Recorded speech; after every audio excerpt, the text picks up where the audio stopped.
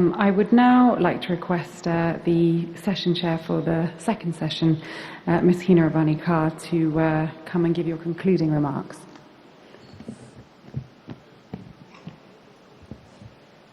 Thank you. Once again, Assalamu alaikum and good afternoon to everyone, and let me acknowledge the presence of the Deputy Prime Minister and the Foreign Minister.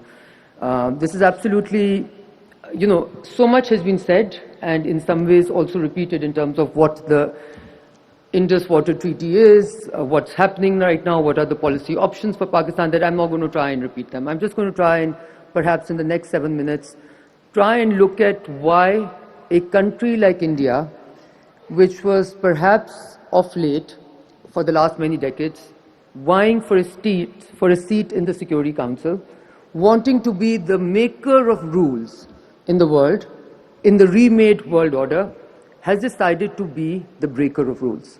What is the environment that is enabling a country to be able to get away with the stated objective of murdering, of killing a civilization, and not a peep, not a mutter, not a murmur, not a law-abiding international world coming to its defense? And there's an adage that what you do to others will eventually happen to you. So if you're not there to protect when it happens to you, the precedent-setting role of what India is up to, not only in this, not only in what it calls holding in abeyance a treaty which, by the way of the treaty, cannot be held in abeyance. So before, without even going into what else is in play, or the only three issues that I want to bring your attention to, I'm going to start with reading Article 12 of the Indus Waters Treaty, because sometimes I find that we keep on analyzing things without really going into how effective, or what do the treaties in their essence, or any treaty in its own essence actually says. So this I read many years back, and I was like, after this, which country which wants to still function in the world as not a rogue state, but as a country which deserves a seat, forget the Security Council, but even the General Assembly, would ever be able to think it can work itself out of a treaty like this? And Article 12 says, the provisions of this treaty may from time to time be modified by a duly ratified treaty concluding for that purpose between the two governments. And this kind of answers the question that was asked also over here, that should we renegotiate a treaty? You never renegotiate you don't end something before you have something better renegotiated. So right now, I think even to talk about anything like that would be, I think, a bit immature, if I could say that. And for the provision, I'm again quoting the Indus Waters Treaty, the provisions of this treaty, this is interesting, or the provisions of this treaty as modified under the provisions of paragraph 3 shall continue in force until terminated by a duly ratified treaty concluded for that purpose between the two governments. So after this, if there are ifs, buts, abeyances, held in, suspension, any type of nomenclature, literature, fancy language, grammar, or any other language can be thought of, can be coughed up, can be vomited.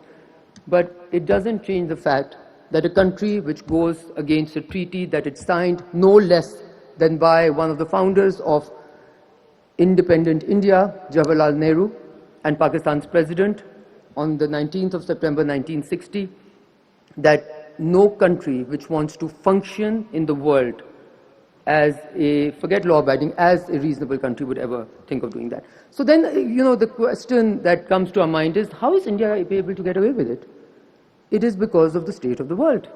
It is because whatever you call it, whether you call it rupture, whether you call it reordering of the world, whether you call it a breakdown of the world order, whether you call it normalization of the impossible, but we all know that the architects of the previous order currently are no more the architects of the previous order, and as it was created, in some ways have not been able to hold the positions that made them the architects. And we also know that the architects of the new order are likely to not emerge from the architects of the previous order. So right now, everybody is in a flux. And there is no one who's here to preserve the international common goods, or what we call the global goods. Preserving treaties, abiding by international law, are common goods. Because today it is Pakistan's water, tomorrow it will be some other country's water. And I think on this, from this very podium, it has been made abundantly clear by not one person but by many, and for, interestingly, people who represent different, if I may say, institutions of Pakistan, the political institution, the military, in every which way, that Pakistan, there's a reason that we ate grass. There's a very good reason that Pakistan had to eat grass. Not because Pakistan wanted to eat grass to be able to get its strategic security, but Pakistan was forced to eat grass to be able to build its strategic security. Why? Because the belligerent, roguish India had shown itself very, very early on. And this is coming from a person who expended a great deal of her time as foreign minister in trying to normalize relations with India, even at great political cost. We normalized trade relations with India because at that time the India on the other side was the Manmohan Singh India, it was the Nehru India, it was an India which liked to abide by law, it was an India which wanted to go towards peace, it was an India which felt it still existed in the geography of the region that it inhabited. And right now you have an India which believes it is outside of the realm of international law. It is not even breathing and eating in the geography of South Asia or the broader Middle East or whatever you call it. So it's a rogue state. It's a belligerent rogue state. And as far as India's international standing is concerned, I think I've already said it, so I'm not going to repeat it, but a rule making, a country which aspires to be sitting on the table of rule makers has to at least be rule abiding. And when it takes itself out, it is very clear as to where the brief for India's behavior is coming from. We know there's a country which is currently under trial for ICC and ICJ, and it has said that both institutions don't hold. We also know that there's a country, our neighbor, the belligerent neighbor that we have, which has been told by the Court of Arbitration that abeyance, there's no provision for unilateral abeyance. And guess what our neighbor says? It says the Court of Arbitration is not legal.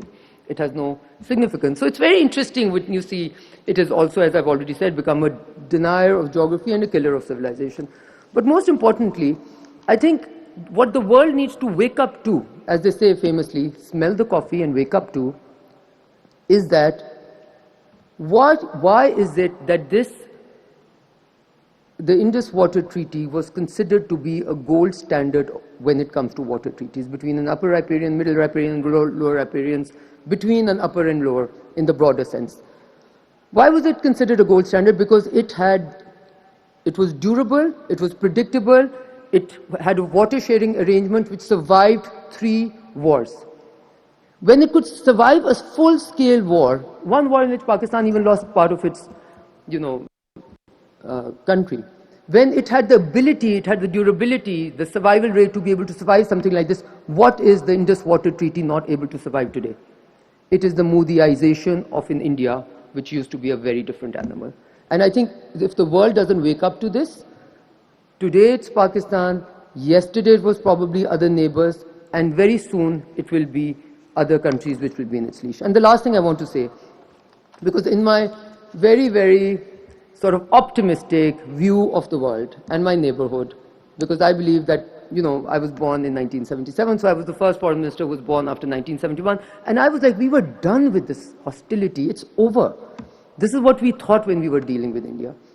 And we thought at that moment that climate change is going to be one thing, make these countries forget their long-seated, violent past and animosity for each other, and be able to close these countries together in living a common future, in preserving the environment and the waters for the common future. And within that context, I think most of us do already know that amongst the most, when it comes to melting snow and ice, the Indus Basin is one of the most in challenge all over the world. So this tells you where we're going.